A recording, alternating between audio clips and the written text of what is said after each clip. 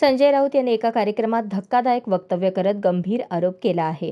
कराडचं काम झाल्यावर त्याला मारायचा प्लॅन होता असं म्हणत राऊत यांनी राजकीय वर्तुळात खळबळ माजवली आहे. नेमका कोण होता तो आणि काय होतं कराडचं काम हे उघड झालेलं नसून त्यांच्या या विधानामुळे अनेक तर्कवितर्क सुरू झाले आहेत. त्यांनी नाव न घेता केलेला हा आरोप नेमका कोणावर आहे याची चर्चा रंगली आहे. विरोधकांनी या वक्तव्याची दखल घेत स्पष्टता मागितली असून राजकीय वातावरण पुन्हा एकदा तापण्याची शक्यता आहे.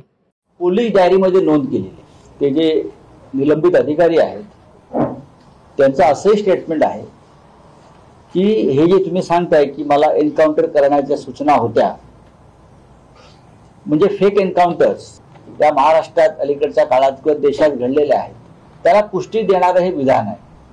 पण याची चौकशी होणं गरजेचं आहे. जर अशा प्रकारची नोंद पोलीस डायरीत केली असेल तर त्याच्यावरती तेव्हाच ऍक्शन का झाली नाही. म्हणजे वाल्मिक कराड असतील किंवा धनंजय मुंडे असतील म्हणजे वाल्मिक कराडचं काम संपल्यावर त्याला मारायचं असं एक प्लॅन दिसत आहे मला. आणि ते कोण याच्या मागे होते हे लोकांसमोर यायला पाहिजे.